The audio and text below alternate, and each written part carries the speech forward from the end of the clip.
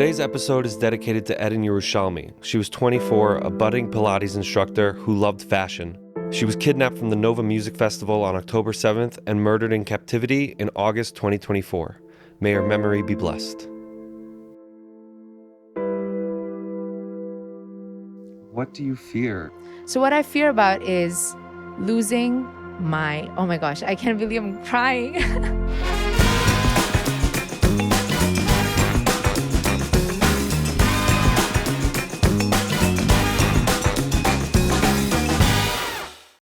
In a world where cultural divides seem to be growing wider, Israel has emerged as a surprising hub of cultural acceptance and integration. But progress is never made without passionate individuals leading the way and using their voices to make a difference. Today, we're joined by a young woman doing exactly that. Working to bridge cultures and foster understanding, born and raised in the Jewish community of India, Revital Moses is on a mission to connect the cultures of India and Israel through cultural advocacy. As she puts it, one video at a time. It's my great honor to introduce our special guest, content creator, cultural ambassador, and the face behind the YouTube channel Moses in Israel, Revital Moses. Woo! Thank you so much for having me. This is great. I'm usually used to being on the other side where you're sitting right now. But it's interesting to be on this side for a change. So thank you for having me. What's the feeling? What's the feeling going on right now? It's special because for one, somebody wants to know your story, like my story. And it's nerve-wracking because you want to say all the right things and want to give you the right content. And so it's nice. It's a great feeling. I'm extremely happy to have you on. Just shout out to Nat, who got us in touch. Shout out. She's the best. We met because she was doing social media and I was in the content creation space, and we became friends and we try and help each other. So Natalie, love you, girl. How's the content creation going? You've been doing this for about 4 years now. Mm-hmm. How's it going? So can I give you some context to 100%. tell you how I reached here? So I'm born and raised in India. I made Aliyah 5 years ago in 2020, 4 days before the first COVID lockdown. It just happened to be divine timing. I was gonna say brave. Like, did you already have plans to move here before COVID hit, or? We were in process. I made Aliyah with my family. The process got delayed by a year. So we were supposed to be here in 2019, but it's for some reason the Sukhnut office in India shut down. So I had to start the process for the four of us all over again. That took time. And then we ended up coming on the last flight to Israel. And 4 days after we landed, there was a lockdown. So that happened and I was going crazy. I wanted to run home. And when I say home, that's India. It's still home because I'm born and raised there. 25 years of my life, I was there. It was very hard for me to leave India and come here. We can talk about it a bit later, but coming back to why I started this, when I came here, I realized that there wasn't enough Indian representation. There are about 80,000 Jews, Indian Jews, that live in Israel. And I don't see any creators in that space. What are they hiding? I have no idea. I have the same questions as you do. But for some reason, in the content creation space, diplomacy, yes, there are. Engineering, yes. Other fields, yes. But content creation, I didn't see anybody. And I was like, you know what? This is my opportunity. I've always wanted to be a YouTuber. And I was like, you know what? Let's do it. Rather than complaining, let's do something about it. So I started to vlog my life as an Indian Olah immigrant who lives in Israel. And I had no idea if this would gain traction because usually people talk about American Olim or Olim from the West. Olim from the East, not so much. So I was like, you know what? We will see what happens. Why do you, I'm sorry to interrupt, but why do you think that is? I mean, if you think about Olim in TLV, it's mostly American. That's also the brand, Olim in TLV. They have an Instagram account. But in general, when you think about Olim, it's, Americans, South Africans, or from the UK or Australia. But East per se, like India or the Philippines or Singapore, nobody talks about, or let's say our PR isn't the best. Welcome to Israel and the Jewish people. So I decided to do something about it. And I was really scared because I don't know if people would watch, the embarrassment. I'm going to feel cringe on camera when I see myself. all of that. But I was like, you know what? If it works, great. If it doesn't, it's okay. We'll move on. So one video at a time, I started to do that, and it's been 4 years ever since. And I realized that there is a niche that's India, Israel, two greatest ancient civilizations coming together, foundationally, religiously very different, but very similar in terms of culture. And I'm raised in both cultures. So I was like, yalla, let's do it. And that's how I just kept doing it, and I'm here. Well, we can flash back a little bit to how you started. When was the last time you watched this? When you made it? Yeah. For everybody who can't see this, for all the listeners, we have Revital's very first video. I just put some clips that I thought I really liked, so we're gonna check it out. Are we doing a reaction video to my first video? Yes. Okay. Ready? This is so weird. Standing right in front of a tree. It's hard because my camera lens is right here, but I keep looking at myself. But then I need to be looking at you, so I need to focus on the lens. But then I want to look at myself because I want to look good. But then again, I have to it's such a drop. I feel like you're saying what every content creator first goes through when they're starting out. Shawnee and I, one of my producers, we were doing like an intro and a dedication, and he's setting up the camera, and I'm looking at him like, how's my hair? How's my shirt? How do I look? And I'm like, in my head, I'm like, wait, I've turned into one of these people? And he just looks at me and goes, I don't know. Just go. Because when you start, you're looking more at your appearance of like, is your hair fine? Is your shirt looking okay? But once you get used to it, it's like, it becomes more about the content. Right. So that's why you can see I'm more concerned about where do I look? How do I look? Am I saying things okay? Really? Because as you get further into the video, you seem very comfortable on camera. You're very captivating. Oh, thank you. I watched it. I was like, this is really funny. This is really good. This was my first time filming in public because there were people around watching me. And I was like, oh, this is... Did they gather? Did they gather and look at you like you were in a zoo? They were wondering, what am I doing? But it was fine. It was the first 1 minute that was awkward, and then it was besede. Yeah. I really, watching the first video, I thought it was fantastic. Most of the time when I'm not thinking about anything, I'm only thinking about food and about aloo. Aloo is potato. By the way, batata in Hebrew means sweet potato, and batata in Marathi means potato. I can't believe I said that. No, it just there's an honesty that has come across in that video that I really enjoyed. How has your content evolved from then until now? Okay, so the first few months, or like the first year, I was just trying and testing because I had no idea. There was nobody in the India-Israel space. So I was like trailblazing, and I had no idea. She's a trailblazer. Thank you. At least I'm trying to be a trailblazer, but I had no idea what I was doing. So it wasn't intentional. It was just like, let's just film content and see what works. When you have a bunch of content that fails and then that succeeds, you have to capitalize on the content that succeeds, and you just keep making that content.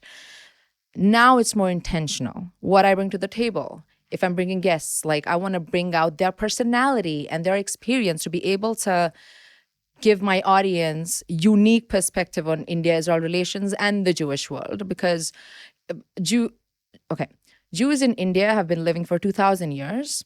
But a lot of the Indian audiences have no idea that there are Jews in India even today.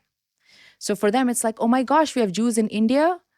Why did you leave? Come back. We need more Jews in India. Well, it's a population of 1.5 billion, and I checked, there's only about 4,000 to 5,000 Jews living in India, which apparently is a drop from like 40,000 because so many Indian Jews made Aliyah. Yes. So we are a small community. I still say we because I'm still connected with them. So it is, they're dwindling numbers. A lot of them are either making Aliyah or just choosing to go abroad for studies or opportunities, but most of them do want to stay in the country because India is comfortable. There's no anti Semitism. You have equal opportunities, no matter which religion you belong to. And you definitely have a comfortable life in India. How is that possible, though? You see anti-Semitism like all over the place. How is this one spot in the world? Like, because you make a pretty big claim on your YouTube channel that India is really one of the only places in the world that Jews have experienced pretty much acceptance for the entire time that they've been there. For sure. So let me take you back to how my ancestors landed there and take you to why it Please. is. So after the destruction of the Second Temple, my ancestors fled, and the story goes 7 men and 7 women was sailing, and the ship wrecked near the western coast of India, near the state called Maharashtra, where I come from. It's one of the biggest states. That's where Mumbai is. Okay. And they first landed in the Konkan coast in a village called Nagaon. That's where they first came in. And India being India, it's the Hindus, the Sanatan Dharma, that opened their arms and said, come, be a part of our community. We'll give you a space. We'll give you land. We'll give you friendship. All you need to do is stay and be a part of our community. And ever since then, the community has grown and has been thriving. It's because of the Hindu community. It's because of their values. They believe in open arms, welcoming, and freedom of practicing your religion. So there are, just like Israel, there is coexistence in India because you also have Farsis, Jews, Tibetans, Muslims, Christians, and Hindu is basically the majority of the population. But the coexistence is mainly because of the Hindus. So it's the Hindu community I would like to give credit to. So thanks and shout out. Shout out to my Hindu friends and my followers. I love you guys. It's because of you we survived, and I'm able to have this conversation with you. Oh, I appreciate you being here, and I appreciate having the conversation because really, I don't know. I said to you before this, I don't know really anything about India except for whatever superficial American Indian stuff that I know, which I'm going to try not to say and not sound like Are you racist. going to stereotype me? Oh, totally, 100%. We have Bollywood and 7-Eleven. Oh gosh, and gas stations, I'm assuming. Yeah, well, they've attached gas stations Oh, to right, 7-Eleven, so right. like now it's one and the same. Right. Sorry. I'm not even gonna say Kilo. I mean, She's like, just another American. But what was it like growing up as a Jew in India? Like, it was fascinating. I did grow up with a lot of echomrim. People around me were curious about where my roots were from. Of course, back in the day, there wasn't social media, so there was no way of finding out what are Jews. They thought Jews were Christians because monotheistic, right? right. Christianity is more popular as a monotheistic religion Right. and of course Islam as well. But so I grew up with a lot of questions. Where you come from? If you're Jewish, how do you speak such good Marathi, which is the regional language? Because my ancestors adapted the culture, so we speak the language. Right, for sure. And who do you pray to? Why do you just call him God, Hashem? Like, does he have a name? Because Hindus have different gods. Right. Right? So for them, it was hard to understand why does your God doesn't have a name and why just one God with no appearance. You don't know what he looks like, right? Because they have multiple gods and they have certain appearances, right? So, and what do you eat? And what are your festivals? And can I be friends with you? You're my first Indian Jewish friend. That's so special. So I was almost everybody's first Indian Jewish friend. Even in I India. popped their cherry. Even in India. In India. And in Israel, to be honest, also. A lot of the Israelis that grew up in Israel, especially in Beersheba, Dimona, Ramle, Lud, they have had friends from the Indian community because that's where the community is currently living. Most of them live in these areas. So for them, I'm not their first Indian Jewish friend, but definitely for the Americans. But so coming to Israel, what was the culture shock like when it came to having to adapt to this craziness of a country? It's the chutzpah and how direct people are. Because in India, you do not say things to people's face because it's disrespectful. What do you like, the Canadians of the East? Mashu kaze. You could say something like that. No, definitely not Canadians. No. Indians are unique. Please. I apologize. All good. No worries. Forgiven. Thank you. But no, the fact that it's the Indian culture, I don't know how to put it because a different point of view, but it's more formal. It's more respect your elders. And you don't call your uncles and aunties by their name. You call them uncle and auntie. So for me, calling an Israeli uncle by their name, it was just like, oh my gosh, I'm disrespecting them. Wait a minute. Even someone who's not your aunt or uncle? Yes. in So my India? friend's father would be an uncle Huh. because it's disrespectful. It's disrespectful to call them by their name. Anybody who's older to you in hierarchy and in relationship, you don't call them by their name. Right. So like growing up, my friends, it would be Mr. or Mrs., where the next generation, all of a sudden, like parents wanted to be called by their first name, by their kids' friends. And it's like, you're not friends together. Right. So there's a certain level of like boundary when you talk to people and you say all you call sir or madam. Mhm. So that was something. And the shock for me was these are the same aunties I grew up with in India and they made Aliyah a couple of years ago. And when I came here, I still was calling them auntie. And they're like, please don't call me auntie. You're in Israel now. And I'm like, have you forgotten your roots? Chaim Sheli. Hey, when you're in Rome, do as the Romans do, even though that may not be the best analogy for the Jewish people in, Rome. But That I think second, of course, the directness in India, you even if you have a problem with somebody, you don't say it to their face. It's just the way it is. You go and complain it to your sister or your best friend. Third is the food. I know a lot of people love Middle Eastern food in Israel, but Indian food is the best. could you like point me in a direction of a good Indian restaurant to eat at? Because I feel like you get the same kind of, you can go get pizza, you can go get shawarma, you can go get all the kind of like sushi, Japanese, Chinese food all in one. Mhm. I feel like Israel's almost missing out of more cultural foods from around the world. And maybe that's just me and I hide under a rock. You're right, because assuming Israelis travel so much, they're unable to get the food from those countries to Israel. You know what I mean? Why? I have no Why? idea. I just like you said on your first video, when I'm not thinking of anything, I'm usually thinking about food.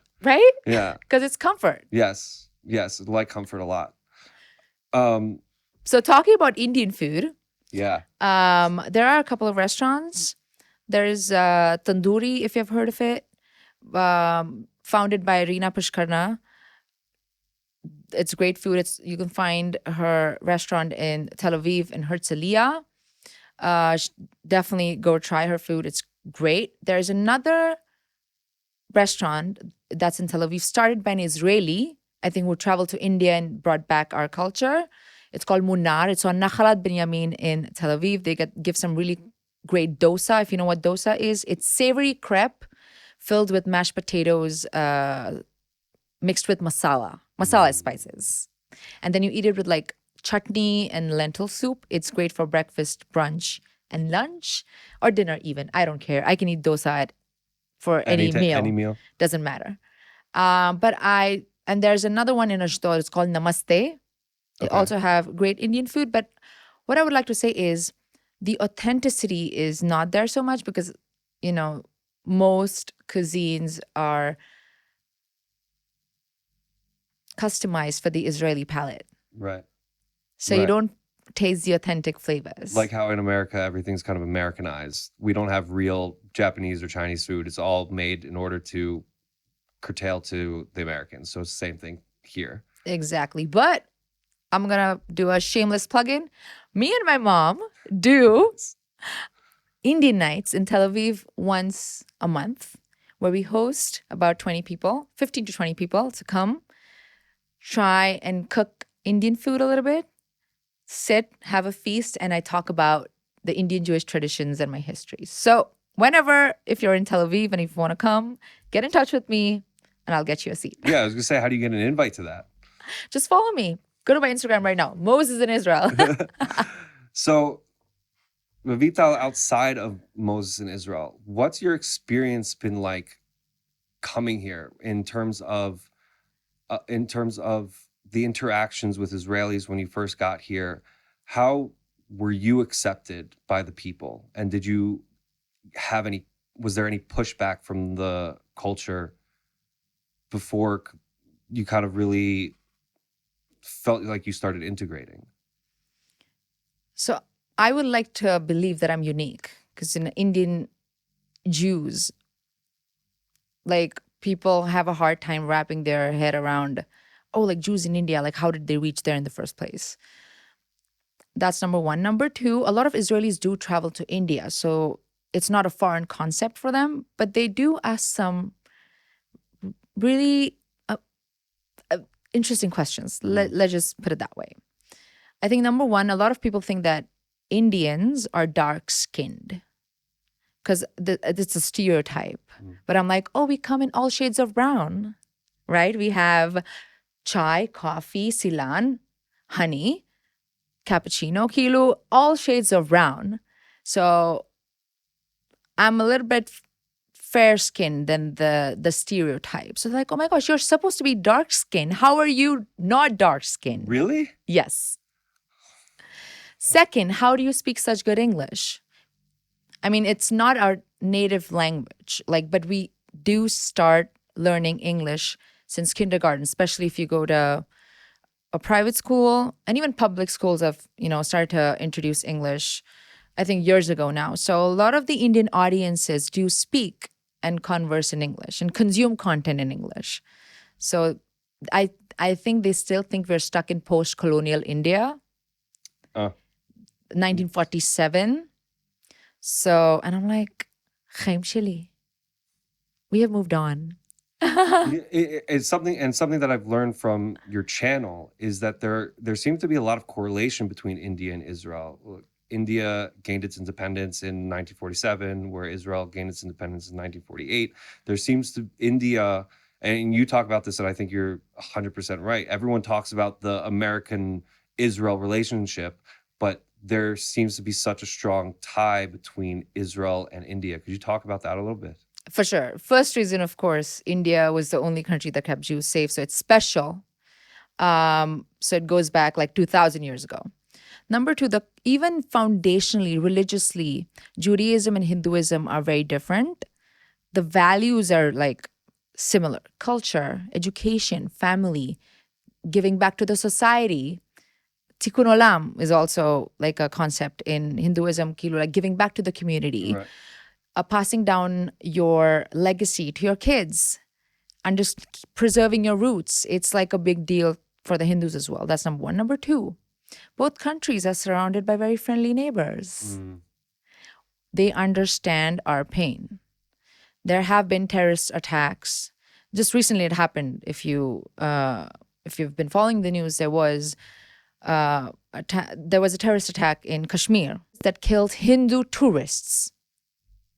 And of course, if you know, I don't remember the year, 2008, the Mumbai attack. They also attacked the Taj Hotel and they attacked the Chabad house. Right. So any anti-Semitism that I read up on in regards to anti-Semitism in India, it always came from not the Indian people, more Muslim terrorists and whatnot. It was a Pakistani terrorist group that infiltrated, just like October 7th, Kilo infiltrated our soil, killed our people, had people hostage. It was a big balagan and it was terrifying. But what I'm trying to say is, like, we have shared values and shared trauma that helps these two countries kind of form that bond.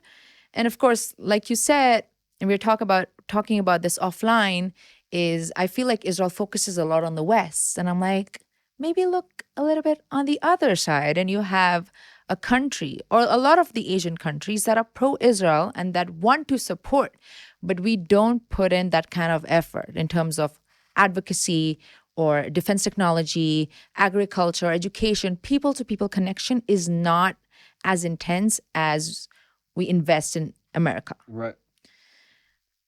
And time's changing. And Times are I can changing. tell by my online comments that anti-Semitism is now creeping inside the Indian community. Mm. We need to start investing now. Otherwise, it's going to be too late. Sometimes I think that no matter what you think of President Trump or anyone thinks of President Trump, I think he's been an amazing ally to Israel. But I think people forget that there is a future post-Trump, and we have to worry about that as well. Because as much as he's doing what you could say is certain wonderful things for Israel, the West in general seems to be moving more sour towards Israel the more and more this war continues on with Gaza. But India just celebrated its 79th Independence Day. Independence Day, and are they on the ground? Are the Indian people shifting their stance on Israel like the West is, or is it more solid in terms of we support them with the younger generation that's coming up? Because that's a big worry in the States, is that the younger generation is way more anti-Israel than the older generation. I see the trend also happening in India, but it's not as bad as the United States. But it will get there if we don't take care of that. So how do we take care of that? What is Moses and Israel's vision of continued positive relations with Israel and India?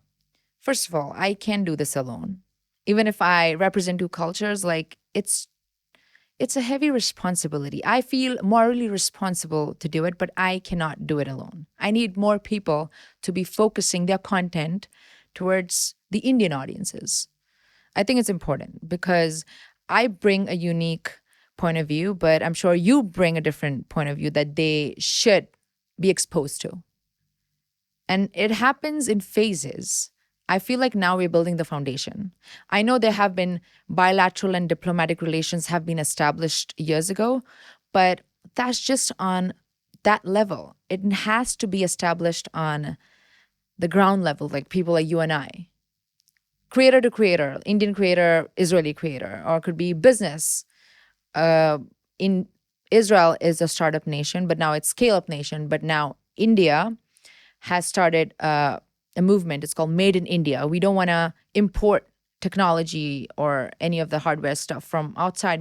We have so much talent. Right. Why the hell are we importing stuff from other countries when we have so much talent and so much space? So India, and especially the current government, the Modi government, is promoting Make in India so that we don't have to be dependent on any other country. I think it's very important. And we have so much talent. I know Israel struggles with talent a little bit. In what regards? In terms of quantity. We have the quality, but if you want to scale up, we don't have the scale. We have allies that we can partner with to scale up. If you want to test a product, India has 1.45 plus billion. I rounded up. 1.4 plus billion people in the country and 33 million in diaspora. You're losing out on an entire audience to test. It's also economical. You know what? So I feel like there's so much opportunity, but we are so focused on advocating to people that don't want to listen to us. It's like a toxic relationship. You're chasing behind somebody who's not interested in you. Yeah, you kind of feel like you're bashing your head against the wall sometimes. So maybe you need to step back, look on the other side, and pivot a little bit. Are there any like specific Indian creators that you are in contact with that aren't Jewish that you've had on your show or that you're hoping to have on your show to help push this, I don't want to call it agenda, push this advocacy? Yeah. For sure. So because I do so much India-Israel right now, I have been exposed to a lot more Indian creators that want to come to Israel and or have come to Israel. Let's start with that. So, shout out to my brother Nikhil Chandwani. He is a proud Hindu, pro Israel person who saves Hindus from Pakistan that are getting persecuted in Pakistan. How does he save? He has his ways. Okay, I'll take it. But he's actively putting his efforts in saving our Hindu brothers and sisters who are a minority in Pakistan and who are not treated well, to be able to get them to India and have a life in India. And he's come to Israel. He went to the Nova site. They came on a delegation with some other people, and they were given the Israel experience culture and taken to Yad Vashem, Nova Festival, I believe even Kibbutz Be'eri, to show them the reality, because the media shows a different story. So they had like a hands-on experience here. I wouldn't say hands-on, but like first-hand experience with the Israelis and Arabs. They also met the Arabs and understanding the culture. So he's one. Second is Aditya Rajkol. He's a Kashmiri Pandit. The conflict of Kashmir between India and Pakistan. Yeah, okay. The land thing is everywhere, right? Like, this land belongs to who? Right. It's not just here. It's also there. That's so interesting. Okay. So his ancestors, his family went through that atrocity as well. And he's actually a journalist that talks about the similarities between India and Israel and the history of Kashmiri Pandits and why India should be educating themselves about the Middle East and not just blindly supporting the Free Palestine cause. Because there are people in India that support the Free Palestine cause, but it's also herd mentality. They have no idea about the background whatsoever. Right. I mean, I feel like that's so common, not just in India, but everywhere you look in regards to the pro-Palestinian side. So let's flip a little bit now to Jewish relations. All right. Because most people know Ethiopian Jews, Ashkenazi Jews, Sephardi Jews. Where do Indian Jews fall within the spectrum of Jews? We're the coolest. Duh. I would say, when you say spectrum, like, what do you mean? Okay, this is how, let's keep it open for interpretation. So this is how I'm going to interpret it. First, for spectrum of, let's say, warm cultures to cold cultures, right? Okay. India is the warmest. We are very loving and open and embracing. I know usually people say, oh, Israelis are so warm. Yes, but who says that? A lot of people do. Really? For some reason.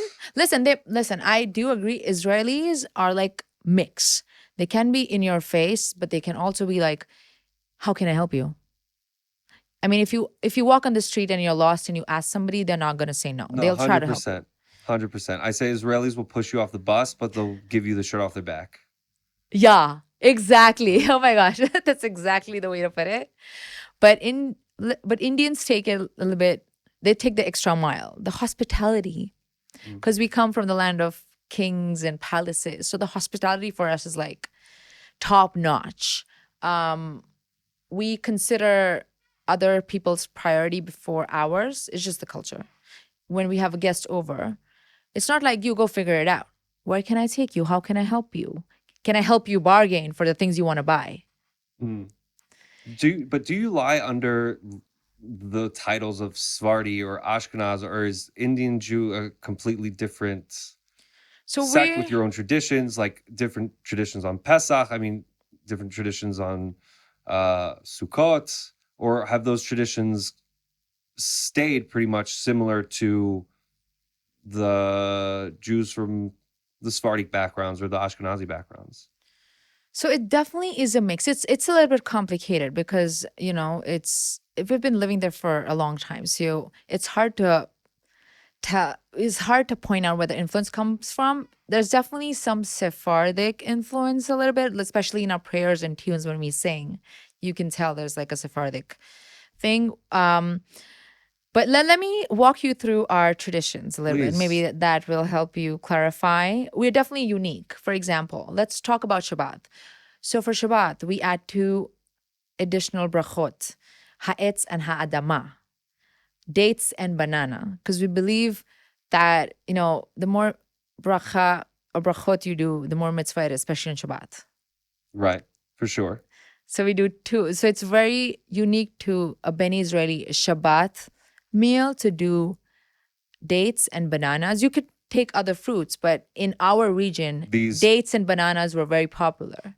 So we do that. Number two, we have a ceremony or an offering, you would say, called the Malida ceremony. Back in the day, we would do offerings, right? But in India, you don't do an animal sacrifice. Yeah, we don't do that anymore either. Yeah, it was like biblical times. But the concept of offering is still there. Right. Okay. Yeah. So, of course. Oh, also, no, let me come back to it. My mind is just running. There's so many things. Anyway, coming back to Malida. So, whenever there is an auspicious event, a wedding, or you're buying a house, or bar mitzvah, bat mitzvah, or a henna ceremony, before that you do a Malida ceremony where you invite everybody and it's like an offering to Eliyahu Hanavi.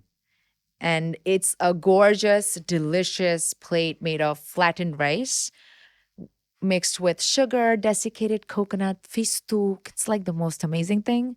This whole conversation is making me hungry, just like right? From the start of this podcast.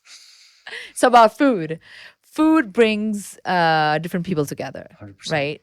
So, and then you place about 5 to 7 fruits in the bowl or thali, like we call it. Okay. And then there's a rabbi, there's like the Eliyahu Hanavi prayers, and then of course it's followed by food. I feel like this is something you just have to experience and sit You there have and to. be like, I don't know what's going on, but I'm curious and interested. I definitely want to do a Malida ceremony for the larger community, not just the Indian Jewish community.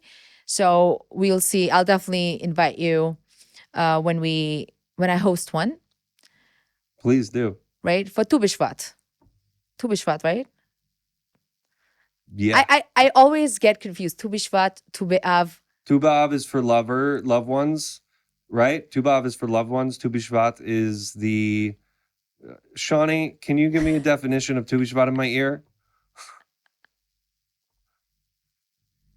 New Year's for the fruit-bearing trees. Right? So it's about like nature. In my ear at all times. So Tu B'Shvat is about nature. Yeah. And it's also like a vegan plate. So it's kosher by default.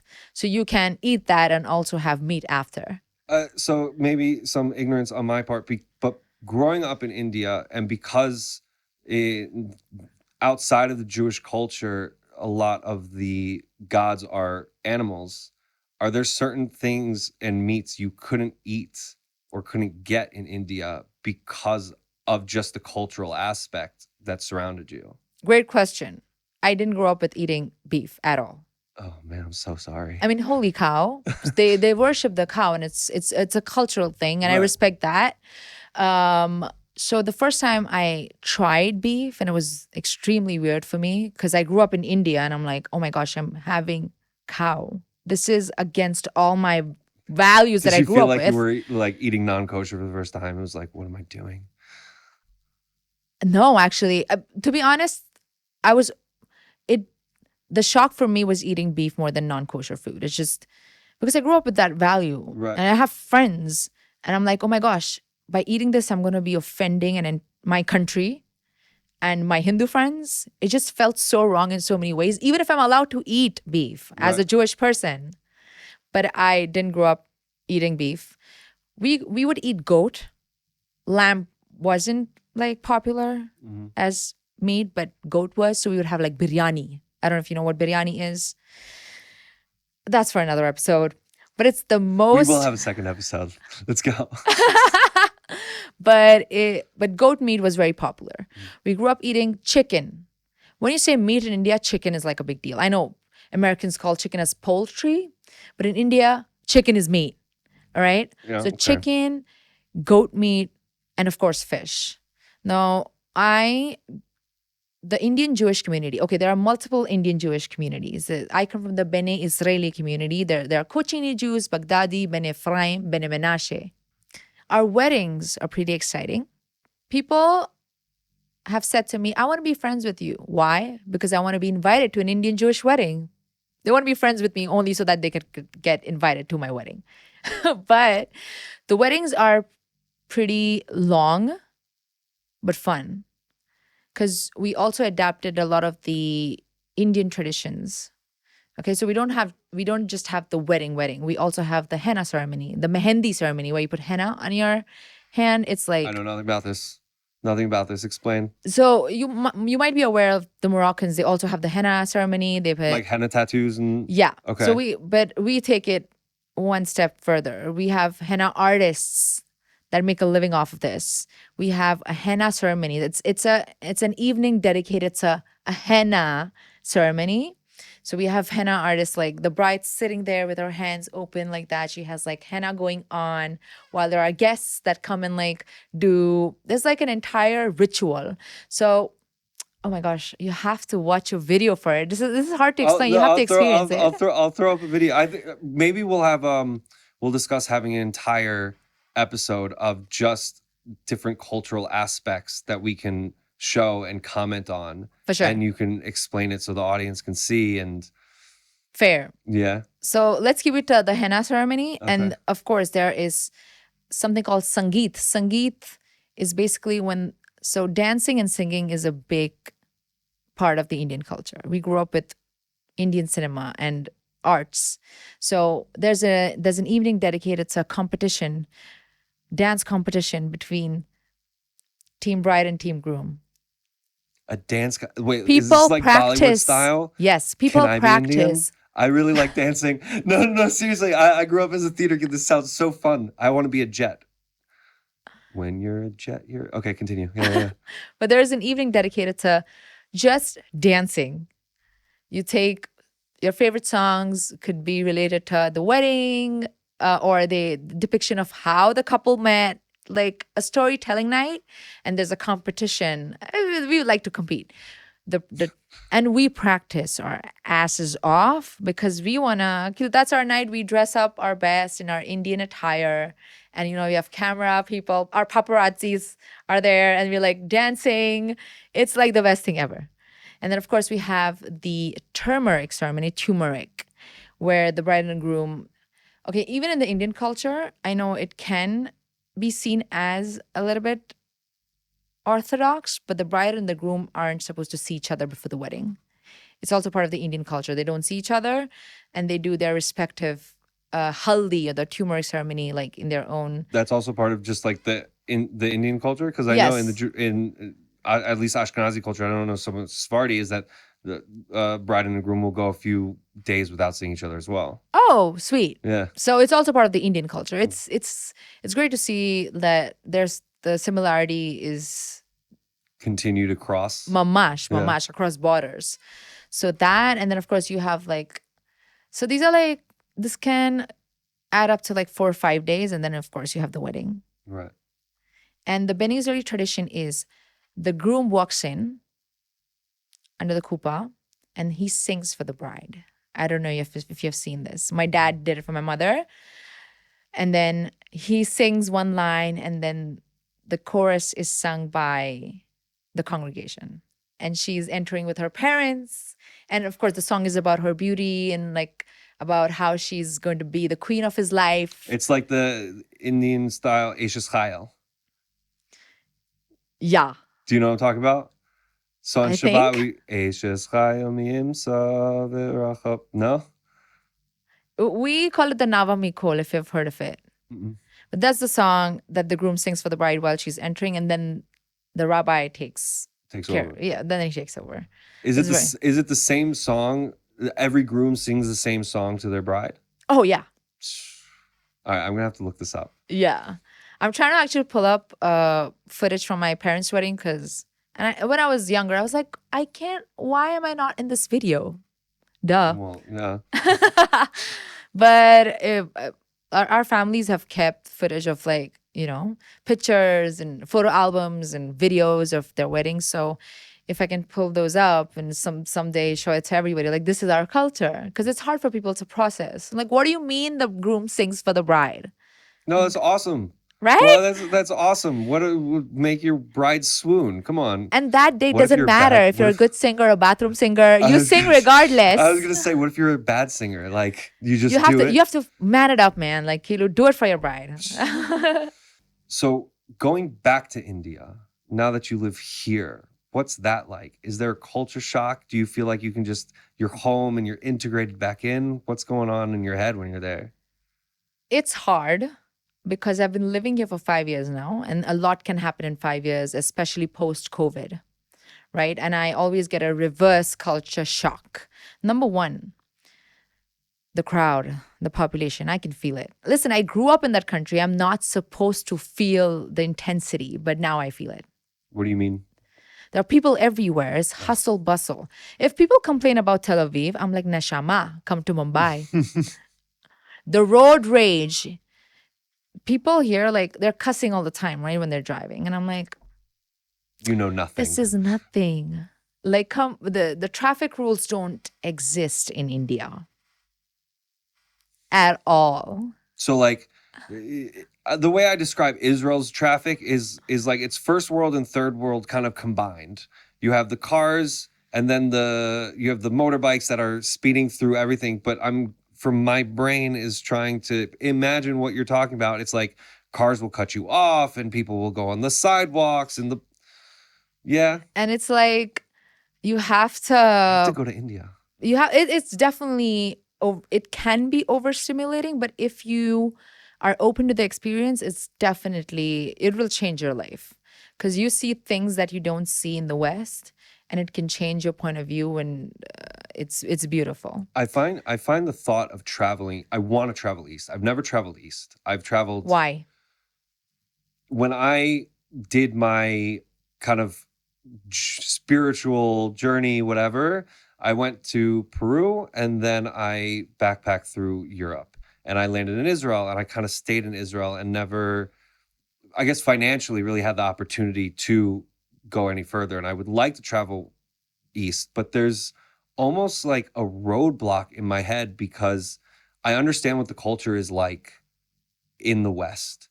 There's something very, very foreign that's almost intimidating about traveling east. Do you see that a lot with Westerners, or is that just like a me thing and I got to get over myself? No, it's definitely a thing with the Westerners, because again, people still think India's stuck in the post-colonial era. So they think people can speak in English, so they don't know how they would go about it. I think the main thing is food. They feel like they're gonna fall sick. Oh. There's a lot of content going around, like just like anti-Semitism, there's like anti-India hate content that's going popular. Really? Yes. Is this like a big thing? Yeah, it's getting viral. Like a lot of Indian creators are getting bullied for just being Indian. Why? You all seem like pretty cool people. Right? Yeah. That's what I thought. I mean, we just met and I'm like, I really like this person. Let's keep talking. Yeah. I believe there are a couple of reasons. I think this racism it pretty much exists. Number two, they like to blame the food of India, but just like in the West, people are not exposed to the microbial ecosystem as we are exposed to. Mm. So the time they land in India, they do get exposed to that and they fall sick. It's not the food. It's just you don't have a strong stomach. Zero. You know what I mean? Also, in terms of coming back to a culture shock, I do have a weak tummy. Let me say that again. I have a weak tummy.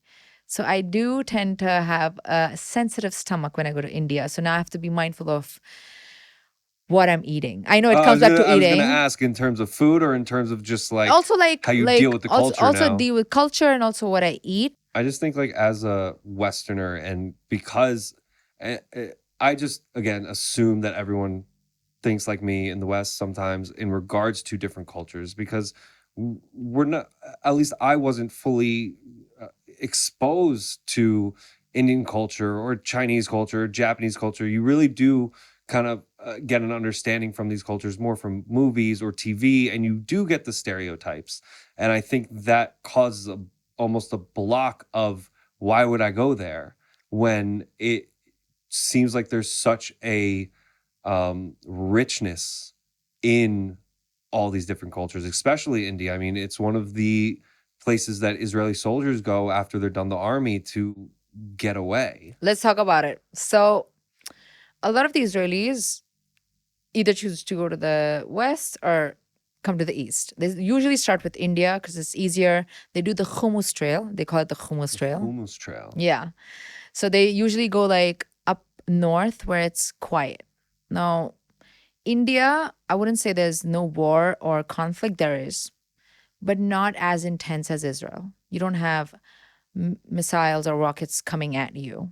I never experienced any missiles or rockets in India. So when I came here, I was like, oh shit, this is like, I have to run. Like, this is real. Right. Now, so that's why people choose to go to India, because first of all, there are a lot of Israelis who have established like centers and restaurants there. So Israelis do tend to have connections already in India. Also there's a Chabad in India. So it's easier a tip for you, if you're overwhelmed and you don't know where to begin, contact Chabad India, start from there, and you should be okay. Right. Number 2, the Indian soil, there's something magical about it. When you touch Indian soil, not like quite literally, but just like land in India, right, it changes your life. There's the energy, it's ancient. India is old. Also, like Hinduism is one of the oldest religions. So funny. It's the same. It's the same experience at least that I had when you land in Israel. Mm-hmm. There's just this overwhelming energy of, I don't even know how to explain it. You can't contain it, and you feel overwhelmed. But the trick is to let it pass through you. Just experience it as is. Don't fight it. Just experience it. And the first 2 days are gonna be tough, especially if you're from the West and have no idea or no exposure to Indian culture. But once you're there and if you're open-minded, it's magical. The people are so loving. And it also depends where you go. So north is where the mountains are, where the rivers are. So Israelis choose to go there. But if you're more like, oh, I want to go to the city, you come to Mumbai, go to Bangalore, Delhi. It's more hustle. Also, you see it's super developed. You get a feel of being in New York sometimes. Oh.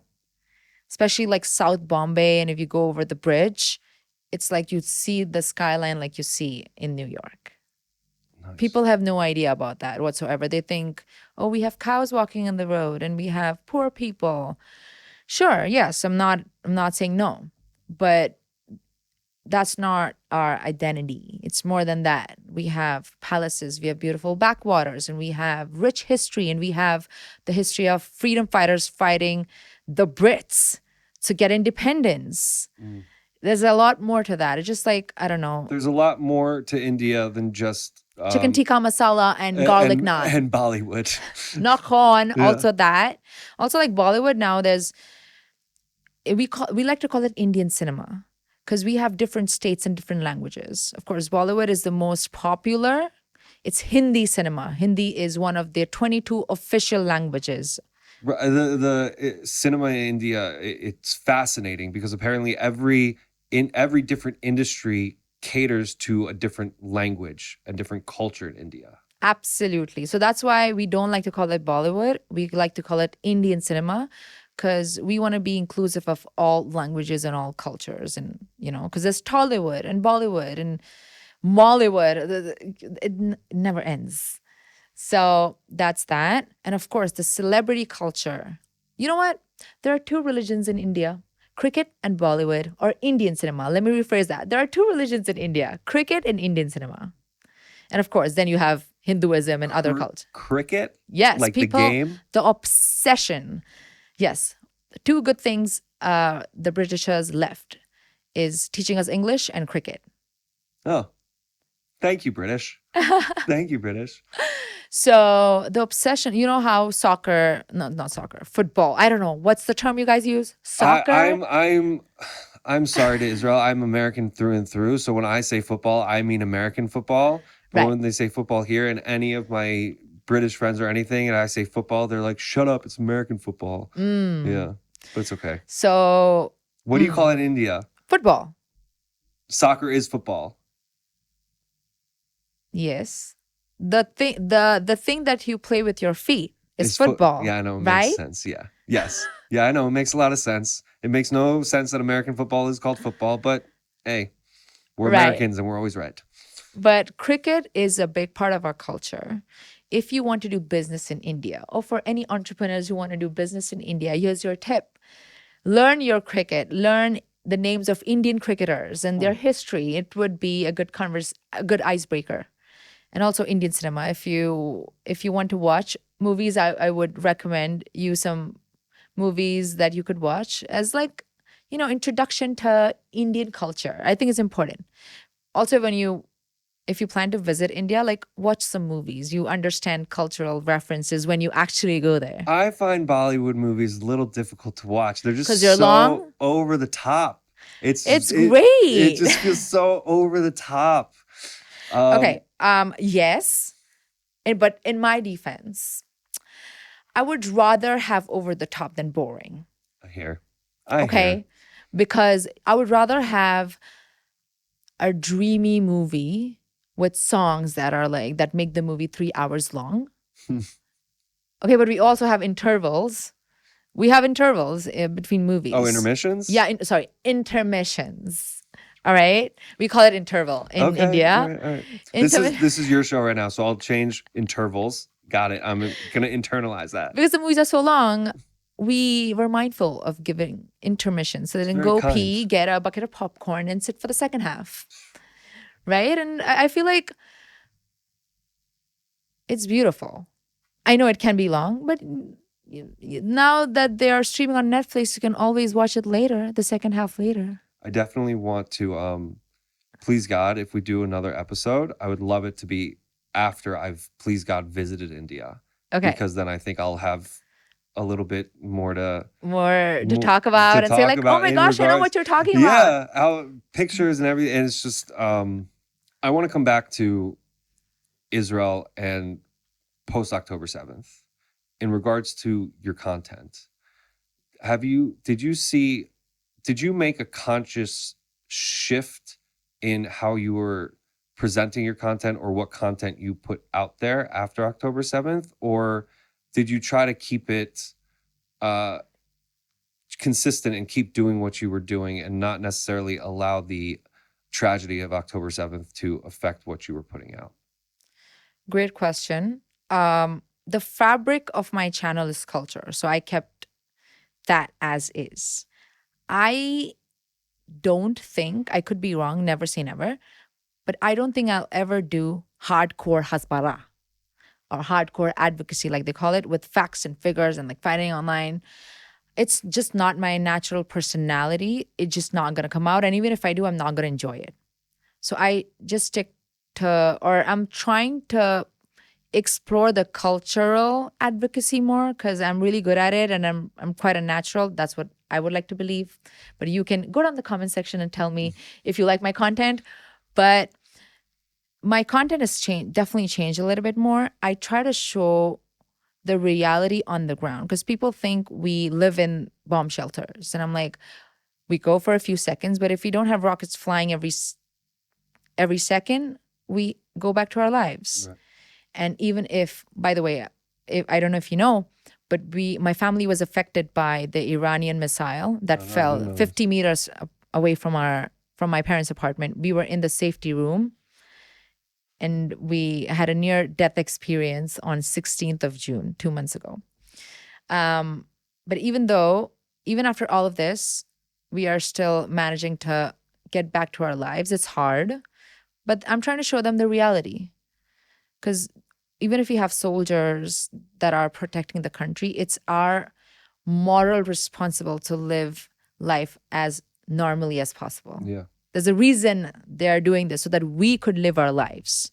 So I'm trying to give them that raw echomorim Experience. experience of what it is to live in Israel, but also as an Indian person. Because you have a lot of people from other countries doing it, but they don't get an insight into an Indian person's life. We also as an Indian person, we do have a lot more challenges because we are stereotyped so hard that it's hard to break those barriers sometimes. For example, as simple as finding a job, they don't see us as native English speakers, even if we or professional English speakers. So finding a job in this country that needs professional level of English, it's hard. Really? They don't Your see English us is great. as thank you. But like I didn't have that stereotype. Sorry, continue. When Howie Now was on here, like when he was talking about the racism that he experiences, it gets to me. I don't understand it because it doesn't compute in my head. It's I don't know why. It's just, so when I hear that it happens, it like shocks me and boggles my mind because it's stupid. It is because there's no awareness about it. So my goal is also to create an awareness, not on the Indian side, but on the Israeli side or in the Jewish world, saying like, hey, we exist and we are equally talented and we have the opportunities and we need the opportunities to create a difference in the Jewish world. Because I see a lot of the wealthy individuals throwing galas in America. And I'm like, maybe this money could be used for creators that are managing their time between the full-time job and their part-time content creation. Maybe you can use that money, help them, support them so that they can do this full-time and create a difference. My opinion. Do you do this full time? No, I have a full-time job. This is my passion project. It's a lot, right? It is, because content creation is hard. You have to constantly be motivated. You have to constantly bring novelty to your content. And put stuff out. Even if you're not in a mood to be on camera, you have to do it. It's hard. You've been putting out a lot of content recently. I've been keeping up. It's very impressive. Thank you. I'm in a phase where so I am right now at 67,000 followers on YouTube. And I'm like, you know what? Let's just get to 100K. I don't have the patience anymore. I'm like, I want to get there. It's been 4 years. You know, when time passes by, you're like, you need to speed up the process a little bit. So I'm trying to speed up by being more consistent. I was always consistent, but increasing the frequency of my content. I used to put out one video a week. Now I put one video a day. It is hard, but if you have the discipline and the practice, it's not impossible.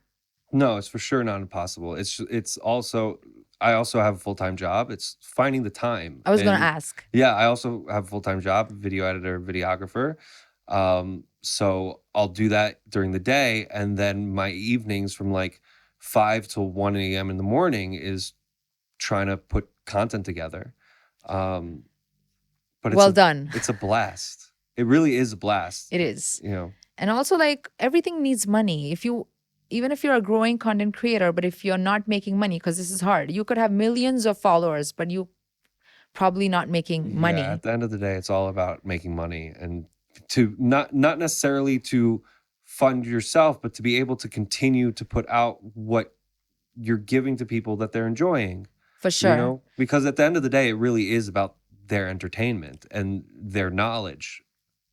That means bringing in experts like video editors so that task can be taken off your back and you can just focus on the creative process. Right. I believe a creator should only create. Rest should be taken care of by experts. Like reaching out to people. That is a networking game. I'm so bad. That takes so much effort. There's a nervousness to it. Yes. It's a vulnerability. Mamash. And of course, and you need to have that personality to be able to reach out to people, get rejections also. And then, you know, your content can be great. You can put 1 million hours and you would get like 5 views on it. And you have to be ready for that. Mm-hmm. And then your shittiest looking video can get 1 million views. Yeah. Yeah, I find a lot of the time some of the stuff that I don't like, a lot of other people like, and other stuff that I think is great. People are like, it's kind of crap. I don't know what you were thinking. So it's definitely extremely dynamic. You have to be motivated, but also I think you need to have a vision with content creation.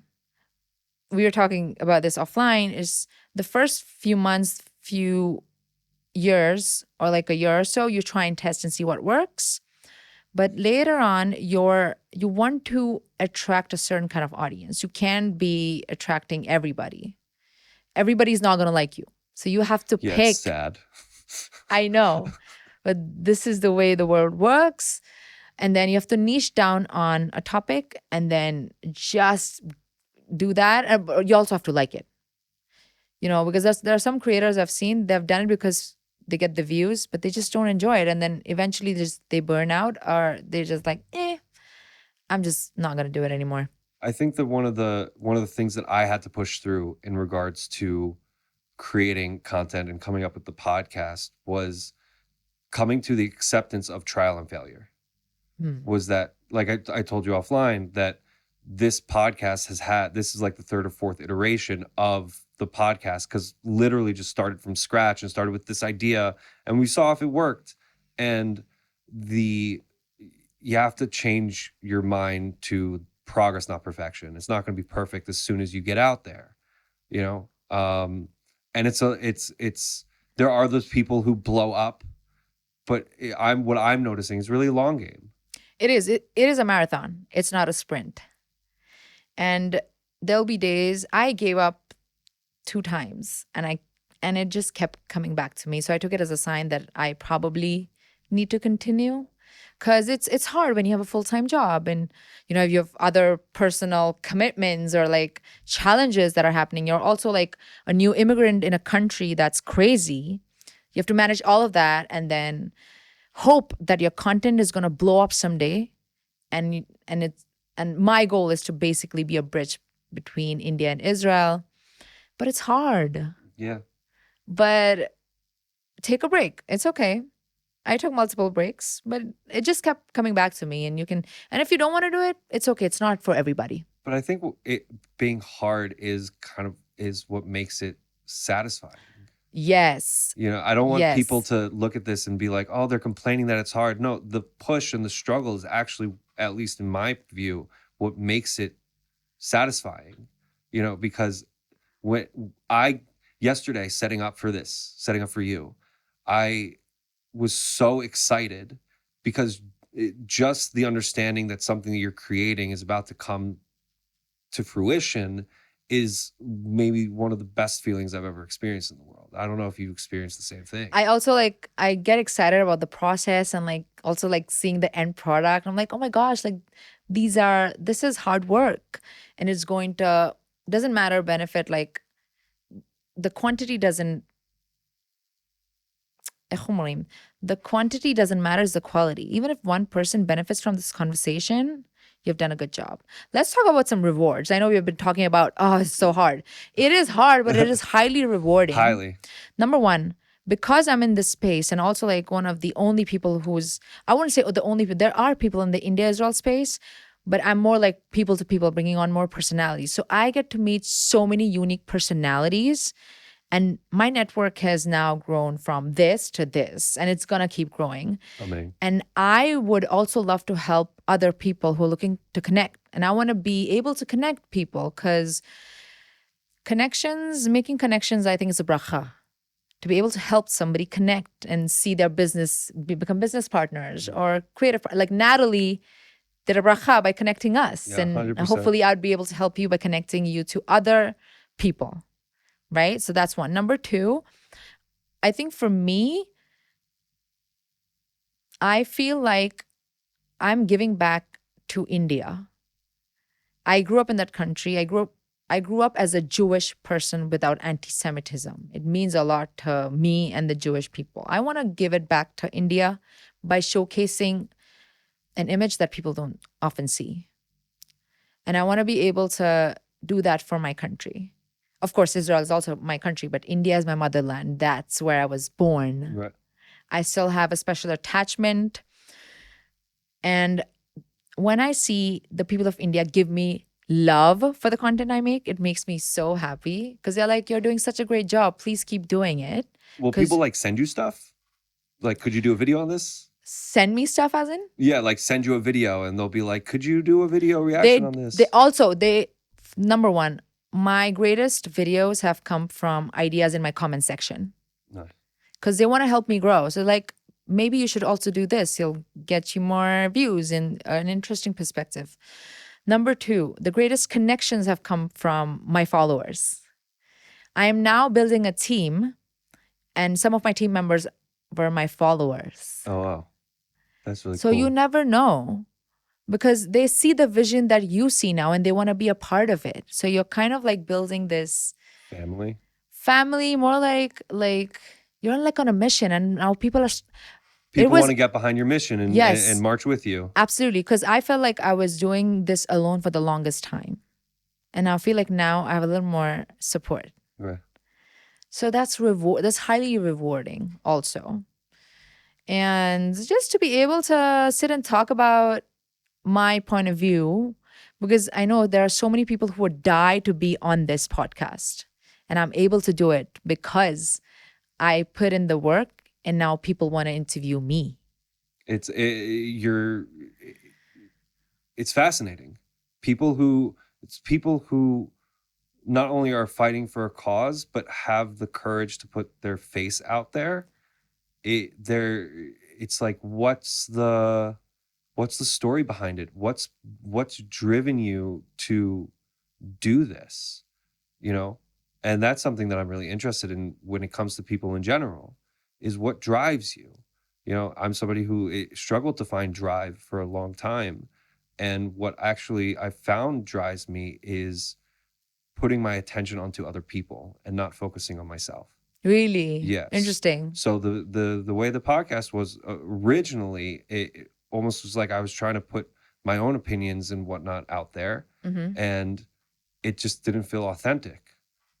I feel much more authentic when I'm listening and finding out and making the world about other people and not myself. Interesting. It's the way my energy works. I think it will come to you eventually. It's just a process. Like, I thought my calling was to be a performer. I've always wanted to dance. I'm actually trained in an Indian classical style, which is, you could say it's like ballet of India. It's called Bharatanatyam. You train for it in 8 years. For 8 years. I want to try to say this word. Bharat. Natyam. Bharat. Bharat means India. Okay. Natyam means dance. So the dance of India. Okay. You train. It's like hardcore training, and you give a performance. So I was trained in that dance style, and then I always also wanted to explore other styles. So I also trained in hip hop, urban, dance hall. And I just recently started to train in high heels, which is a combination of jazz and ballet. So I thought that my calling was to dance. But then, then Israel happened, and it happened during COVID. So I couldn't go and network with the dance community in Israel because everything was shut down. And I felt like I lost my purpose. And I was really, the interesting part is the video that we just saw, I was really depressed then. But I was trying my best to like get out of it because I'm like, I don't want to be depressed anymore. I want to move on and do something for the community. And I want to be able to revitalize, just like my name, people and share what I have. So my purpose, I could only define my purpose 2 years ago. I've been doing content for 4 years now, but I was only able to define my calling and my purpose 2 years later. Because when you're deep into it and if you let it consume you, you're going to find your purpose. My point of view. No, I agree. I think that there's this idea of searching for who I am, and I'm a big believer of, if you want to find out who you are, just do something. Just do something, throw yourself into the path will take you, but it's just starting something and continuing it. For sure. Let it find you. You don't go looking for it. I agree. it will come to you. There's divine timing, and I believe Hashem gives everybody a unique blessing. My unique blessing is to bridge both cultures. And I hope I'm blessing you that I hope you find your purpose very soon. I mean, I honestly, I feel like I've really sunk into, I'm 35. I spent most of my life trying to figure out who I was and who I am and blah, blah, blah, blah, blah, blah, blah. And since where I am, I'm so happy. There are tough days, there are rough days, there are hard days, but I'm so grounded with knowing who I am and loving what I do that it's the pain and struggle is worth it because I found it, you know. But This is great. let's I want to finish off with the last question, Let's which do it. I really enjoy asking people. Okay. Is what's a question that you want to be asked that you haven't been asked yet? And I believe you said it was, what do you fear? Yes. What do you fear? Actually, nobody's asked me that because people tell me you look so happy. Like, I don't think you have anything to fear about. But I mean, I do. There's something that troubles me is, gosh, I'm going to be teary eyed. Okay. So, what I fear about is losing oh my gosh, I can't believe I'm crying.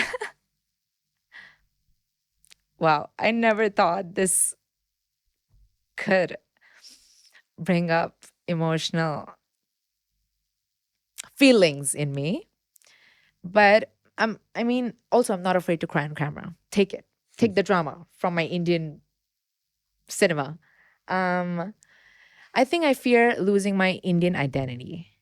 Cause I have been living here for 5 years and I feel like I'm kind of like losing my Indian identity a little bit. And I'm afraid that I won't be able to pass it down to my kids. What why do you have this fear? What's the thing that's caused it? I think when you grow up in a culture that you love so much and then you move out, and I can tell because my Indian friends say, "You're so Israeli now," and I'm like, "What do you mean? No, you're just a little more Israeli. You're more direct. Your softness, the Indian softness, you're losing it." I'm like, "Okay, Got a little rougher edges now? yeah." So I'm too Israeli for the Indian. No, okay. I am too Israeli for the Indians and I'm then too Indian for the Israelis. So I also feel like I don't fit in. I would like to believe that I'm definitely like more Indian than Israeli because I'm born and raised there like 25 years of my life. But when you live in a country and when you try to integrate and adapt, you do become a little more Israeli. So let's say I was 100% Indian when I came in. Now I am, let's say, 30% Israeli. That brought down my 100% to 70% of my Indianness. So if I spend more time in Israel, which I will, I see my life here, it means that I will probably be losing my Indian identity in some capacity, and it bugs me a lot.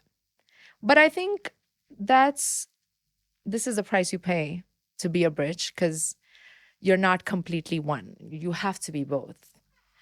But I also like grew up with a lot of love. Oh, also, a lot of the Indian community members have failed to give their culture to their kids. They can't speak the Indian languages. I see Russians speaking Russian. Americans speaking in English. Yeah, and then like you have the Latino community speaking Spanish, Portuguese, whatever. And the Indians, they integrated so well that they forgot to give their Indian roots. And there are a lot of Indian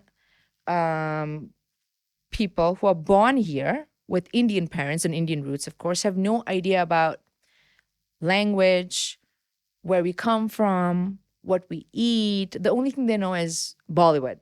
Right. And I'm like, that's bad. And I fear that might happen with my kids. Let's hope that it doesn't. So that's something that I fear.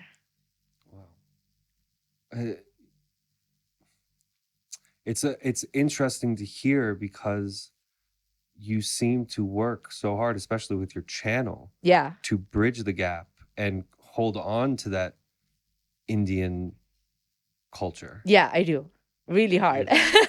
But so let's end on this. You wanted to dress in a traditional Indian outfit. Can you Yeah. explain to me? Let's do a fit check. Oh my God. Can you explain to me what you got going here? So, I don't know. Should I be standing up for this or I could just sit? So I'm wearing something called kurta or kurti. Say this again. I'm wearing something called a kurti, which is very traditional. You'll see a lot of men and women wearing this. This is what we wear on a daily basis when we go to college or, office. And it's also like, because India also has being modestly dressed. Not that I'm saying it's like whatever, you can show skin. But this is our culture. We wear this on a daily basis. And this is basically like a dupatta. It's like a scarf. Okay. But it has it's called bandhani. Bandhani. Bandhani. Because this is dyed. Okay. Right? But you also have interesting pattern. I just wanted to represent. Represent, girl. Yeah, represent. For sure. I would have loved to wear a sari. I would have worn a sari. Shame on me. A sari. You're forgiven. You drape a sari. Okay. And it's it takes a skill. Shame on me. Next time. I would like to admit that I cannot drape a sari. You're forgiven. Get it? See what I did there? Yeah. I'm so funny. Vicious circle. But I just wanted to, because I don't get to dress up like this here. Number one, people just start staring at me because they're like, I don't know what she's wearing. And number two, also the weather. So it's summer now, so it's hot. So if you go out in full sleeves, you're gonna be sweating. So I try and dress up in my culture as much as I can in my capacity because I want to. And if I can, why not? Right. I also realize, sorry, am I too far? I also realize that a lot of people,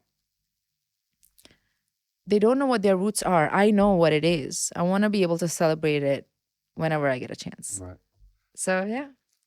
Revital, this has been an amazing conversation. Now, you got a camera right here. Say what you want to say to the world. Oh my God. The toughest part now comes. What do you want me to say? What do I want you to say? Yeah. Plug yourself. Tell people where, where they can find you. Shout out your Indian fam. Whatever comes to mind. Okay. So thank you for giving me the spotlights. I really appreciate you having somebody from India because I know Israel heavily focuses on the West, and it's about time we look on the other side and see that there is a country that has a similar culture and that loves us, but all we need to do is turn our head and give them the opportunity. Number two, we don't live in a post-colonial India. India is more than chicken tikka masala, butter chicken, and Taj Mahal. We have a beautiful country that's progressing by the day.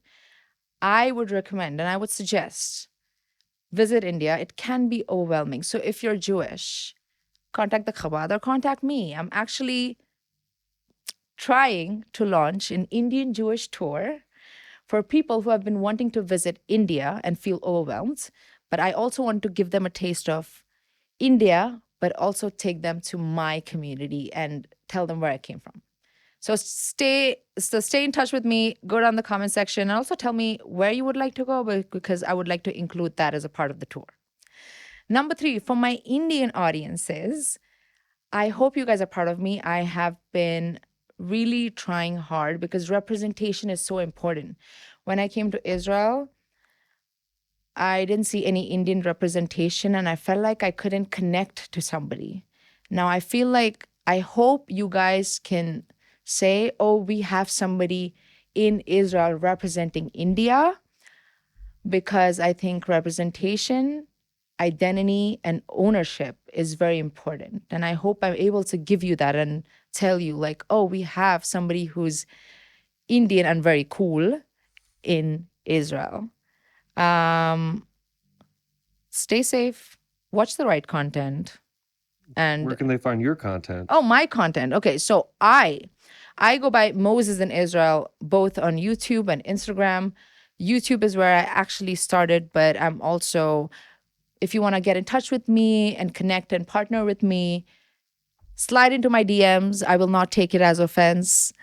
But if you like my content, please share it with your friends and family members. Tell them we have not just Ashkenazim or Sephardi or Mizrahi, we also have Indian Jews who live in the country, and the culture is something that I would love for you guys to explore.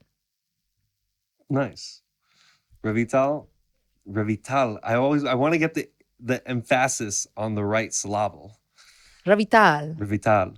Revital, thank you so much for coming on the show. Thank you. And thank you to all of our listeners out there. Be sure to check out Revital on YouTube and Instagram at Moses in Israel. Her ads are in the description below. If you enjoyed this episode, don't forget to like, share, and subscribe, and hit that notification bell so you never miss an update. And stay tuned for the next edition of the Addison Edition.